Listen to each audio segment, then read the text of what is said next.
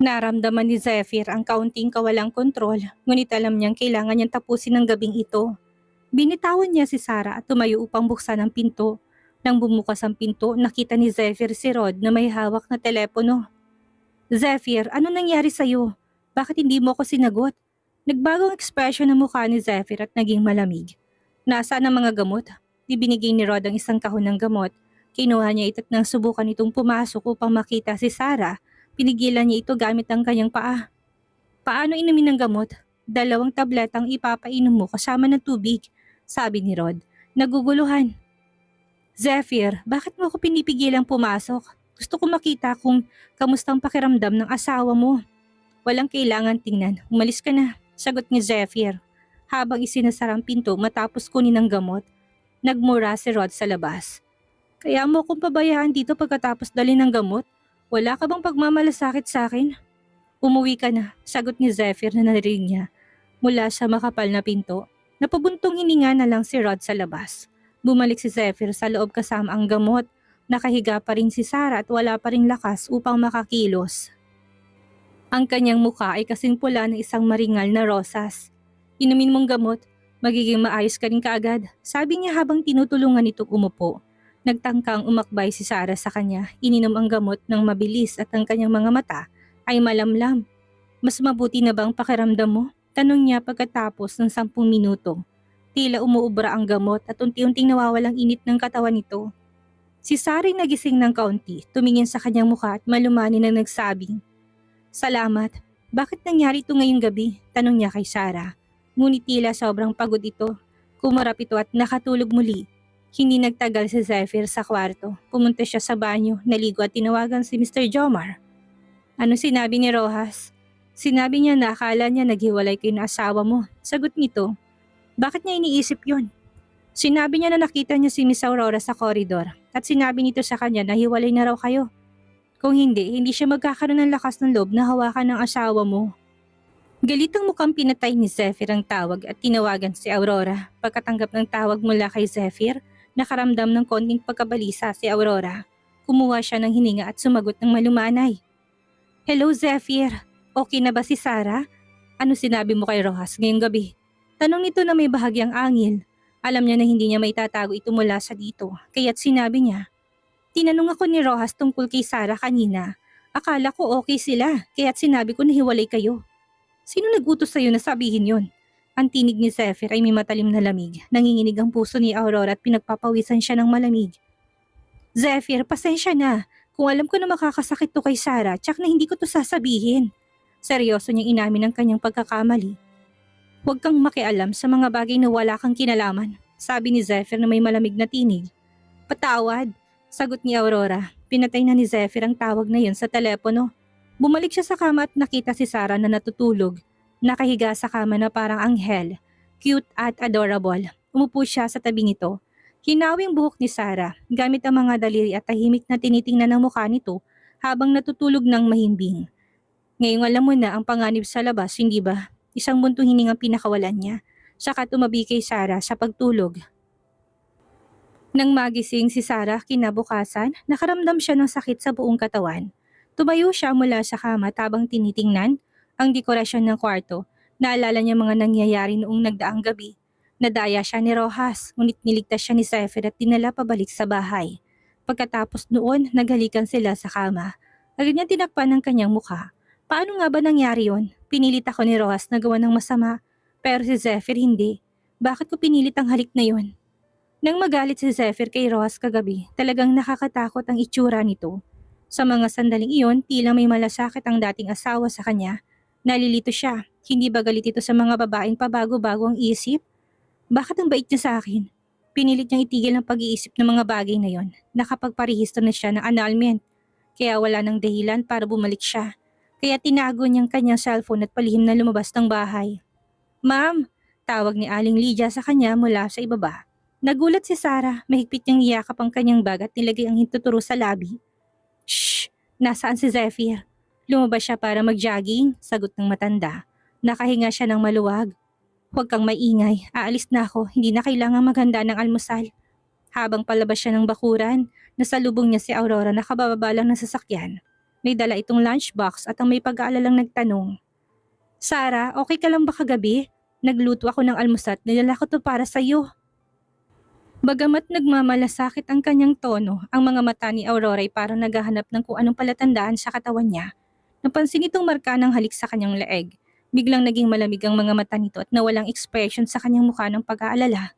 Nakita niya ang tunay na ugali ng babae at tumingin siya dito ng malamig. Lumapit siya at bigla na lang tinaas ang kamay para sampalin si Aurora.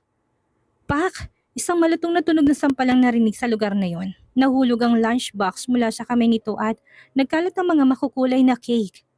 Sarah, bakit mo ako sinampal? Tanong nito habang hinahawakan ang sariling mukha. Sinampal kita dahil pinaglaruan mo ko. Sagot niya na mataas ang tono ng boses. Kagabi nang dumating ako sa pribadong silid, may naghatid ng alak sa akin. Sinabi nila na galing to sa isang babae sa room 106 at binabati ako sa aking pakikipaghiwalay kay Zephyr. Pero nung pumunta ako sa room 106, si Rojas ang naroon. Tila inosente si Aurora. Hindi ko ginawa yun, Sarah. Wala akong ipinadalang alak kagabi. Baka nagkakamali ka. Nagkataon lang ba na nalaman agad ni Rojas ang tungkol sa annulment namin? Paano nalaman ng ganong kabilis? Mukhang akong pinaghihinalaan mo, malungkot na sabi ni Aurora. Hindi ako tumawag ng waiter o nagpadala ng alak. Kung gusto mong malaman ng totoo, pwede mong tanungin ng waiter sa Greek Hotel. Magsisinungaling ka pa rin ba? Tumataas ang kamay niya para muling sampalin to. Ngunit si Aurora ay bahagyang umatras at nagpigil sa pag-iyak. Zephyr, iligtas mo ko! Nagulat siya nang marinig ang pangalan ni Zephyr. Agad siyang lumingon at nakita ang lalaki sa may pintuan, suot ang itim na jogging outfit. Kalmado at marangal ang itsura. Huminto ka na, saway ni Zephyr sa kanya.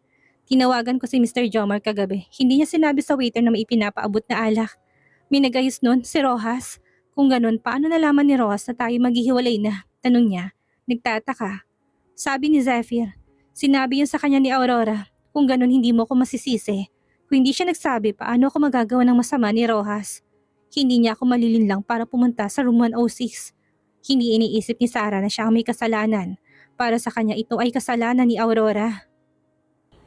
Zephyr, maniwala ka sa akin. Hindi ko talaga sinasadya.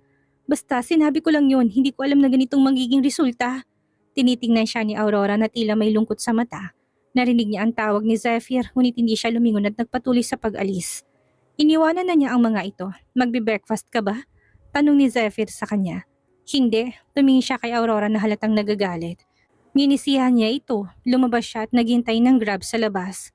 Sumakay ka na, yakag ni Zephyr sa kanya habang binubuksan ang pinto ng kotse. Nakasuot pa ito ng sportswear. Sa oras na rush hour, mahirap makahanap ng grab, kaya't nagdesisyon siyang sumakay na lang sa kotse nito. Habang iniisip ni Sarah ang pangyayari kagabi, napapaisip siya, paano kung hindi dumating si Zephyr? Ano na kayang nangyari sa kanya? Nasaan si Aurora? Iniwan mo lang ba siya sa bahay mo? Tanong ni Sarah na makasakay siya. Sabi niya masakit ang tiyan niya, kaya pinasamahan ko siya kay Aling Lydia. Sagot nito. Alam mo bang buntis siya? Sino nagbigay sa'yo ng lakas ng loob na saktan siya? Nagulat siya.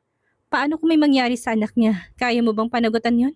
Dagdag pa nito, tila hinihingi ang paliwanag mula sa kanya. Siyempre, hindi niya kayang panagutan kung ano man ang mangyayari sa anghel ng pamilya de Vera. Nakapaloob sa puso niyang pakaramdam ng kawalang pag-asa at mihinang sinabing, Nagawa ko na. Huwag mo nang uulitin, sabi nito. Bumaba ang ulo niya at mahina siyang sumagot ng, Medyo nag-aalala dahil tila talagang pinapahalagahan ni Zephyr ang bata. Saka deserve naman ng babae yun ng masampal. Kamustang pakaramdam mo? Ayos ka ba? Tanong nito habang tinitingnan ang kanyang mukha. Ayos lang, mixing sagot niya. Ayaw na niya makipag-usap pa kaya kinuha niya ang telepono niya. Maraming missed calls sa kanyang telepono. May mga tawag mula kina Rebecca at Marlon. Hindi siya umuwi kagabi kaya't marahil nag-alala sila. Nagpadala siya ng mensahe kay Marlon. Sarah. Marlon, walang nangyari sa akin kagabi. Huwag kang mag-alala. Pagkatapos tinawagan niya si Rebecca. Bes, okay lang ako. Huwag kang mag-alala. Nalaman ko hindi ka umuwi kagabi tapos pumunta si President Alba sa hotel. Sabi ng hotel kinuha ka ni President De Vera. Hindi ka ba niya ginambala? Ayos lang, sagot niya. Binaba ng boses at kinuwento mga nangyari kagabi. Siyempre, hindi niya binanggit ang mas personal na detalye sa pagitan nila ni Zephyr. Narinig ni Zephyr ang kwento tungkol sa gamot na dinala ni Rod kagabi kaya't bahagya siyang nagtaas ng kilay. Kaya pala, sabi ni Rebecca. Kaya pala ano? May balita akong inaresto si Rojas dahil sa korupsyon sa kanyang kumpanya kaninang umaga. Si Zephyr bang gumawa nito? Sa ganitong kaso medyo mabuti siya. Hindi lang niya ikaw niligtas, hindi tinulungan ka rin niyang pabagsakin ang matabang panot na yon. Ngayon naaresto na siya at naluging kumpanya. Parang 8 hanggang 10 taon ang ipapataw sa kanyang parusa. Nagulat si Sarah at tumingin kay Zephyr. Siya ba ang dahilan kung bakit bumagsak si Rojas? Anong nangyari? Tanong nito nang mapansin ang pagtitig niya. Inaresto si Rojas dahil sa korupsyon. Ikaw bang may gawa nito? Tanong niya dito. Ang ganung uri ng basura hindi dapat magtagal sa lipunan. Kalmadong sagot ni Zephyr. Medyo nayanig ang puso ni Sarah. 2 taon na nakakaraan. Si Rojas ang nakasakit sa kanyang ama. Ngayon na siyang nasa kulungan. Parang may hustisya sa nangyari. Tumingin siya kay Zephyr at mahina niyang sinabi. Salamat. Ngumiti ito ng bahagya, ngunit hindi na nagsalita pa. Sa oras ng rush hour, siksikan ng kalsada. Kahit na luxury car ni Zephyr na nakakahalaga ng milyong-milyon, naipit pa rin to sa traffic at hindi makausad. Tumingin si Sarah sa traffic sa labas ng bintana, nang biglang nagring ang WeChat. Isang voice message mula sa kanyang pangalawang tiyuhin. Si Alan ang natanggap niya. Sarah, nakita mo na bang balita? Inaresto si Rojas. May hustisya talagang Diyos. Pinindot niya ang talk button. Kakakita ko lang, nararapat lang sa kanya. Oo nga, by the way, sinabi ng lola mo kaninang umaga na miss ka na niya. Gusto kanyang imbitahan para maghapunan mamaya. Titingnan ko kung may oras ako. Sagot ni Sarah. Tatanggi ka ba sa pamilya niyo para maghapunan ngayong gabi? Tanong ni Zephyr sa kanya. Titingnan ko, malamig na sagot niya matapos makulong ang kanyang ama. Pinamahalaan ng kanyang pangalawang tiyuhin ng kanilang kumpanya. At ang lola niya ay nakatira rin sa bahay ng kanyang tiyuhin. Gayunpaman, hindi gaanong kilala ni Sarah ang kanyang lola at bihira siyang pumunta doon, maliban sa tuwing may okasyon. Dumating ang sasakyan sa harap ng kanilang shop sa oras na yon. Walang imik na bumaba siya at naglakad papunta sa studio ng hindi lumilingon. Tinitigan siya ni Zephyr at napapailing na lumisan sa lugar na yon. Pagpasok niya sa opisina, agad siyang sinalubong ng 2 nilang empleyado. Ma'am, ayos ka lang ba kagabi? Wala namang nangyari, sagot niya na may kaunting biro. May nakilala kong kaibigan, naghapunan kami. Ah, ganun pala. Naginhawaan ng 2, kinuha ni Scarlett ang damit ni Aurora. Ma'am, ayos na ang damit ni Mrs. Smith. Gusto mo bang ipa-deliver ito sa kanya? Ipadala mo na lang. Utos niya bago umakyat sa itaas. Nasa opisina si Rebecca na marinig niyang dumating si Sarah, ngumiti siya.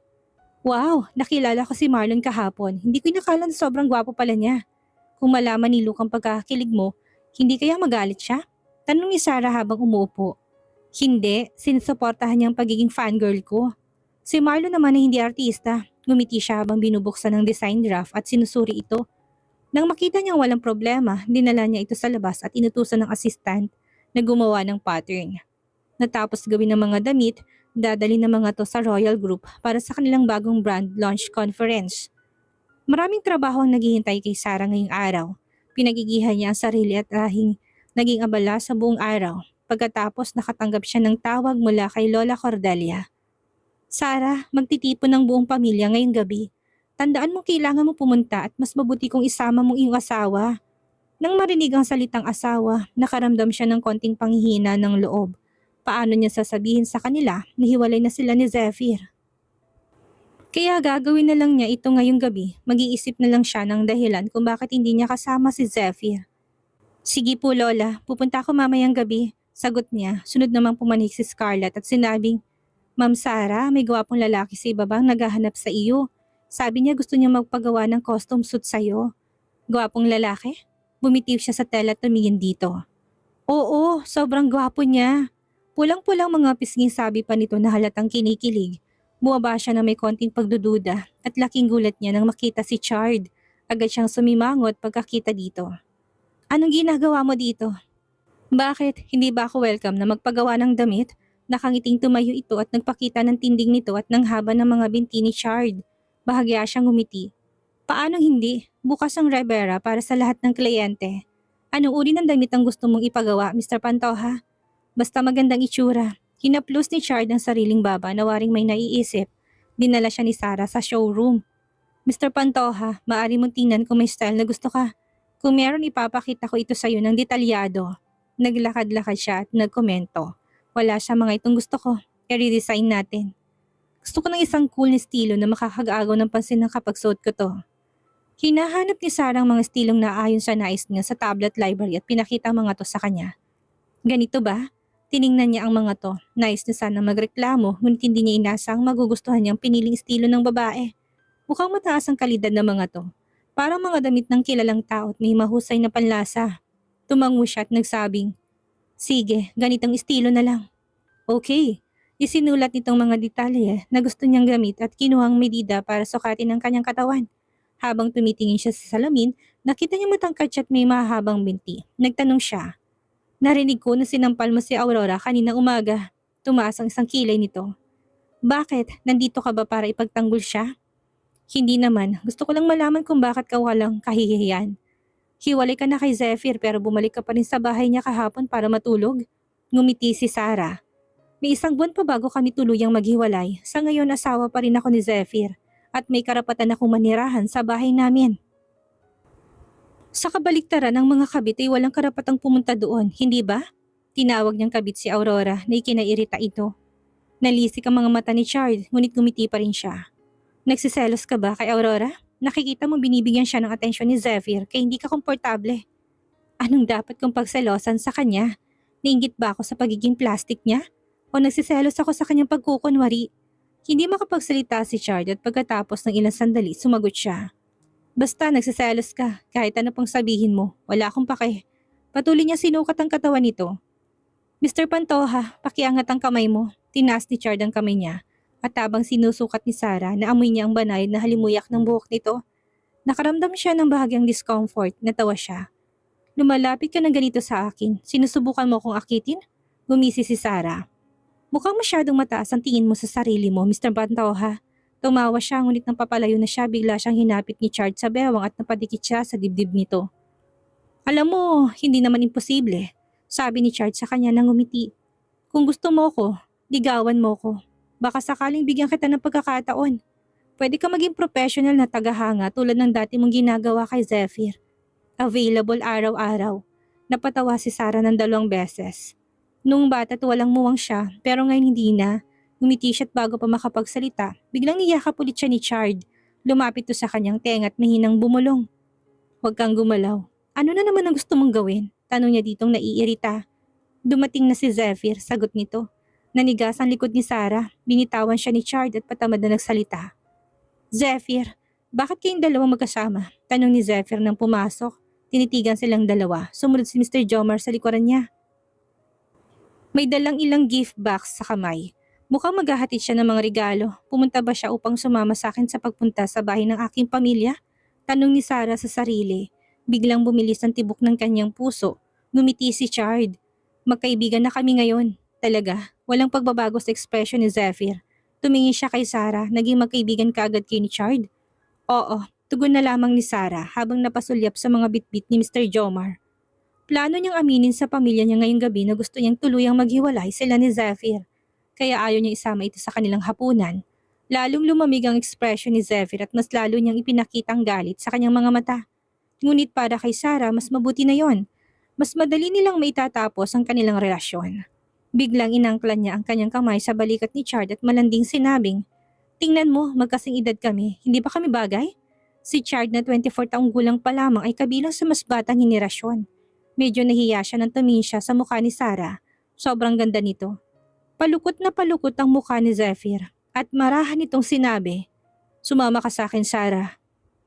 Bakit kaya tila nagalit si Zephyr nang makitang magkalapit si Chard at Sarah? At saan kaya niya dadalahin ang asawa? Sumama kaya si Zephyr sa hapunan ng pamilya ni Sarah? Yan ang ating aalamin sa susunod nating kabanata.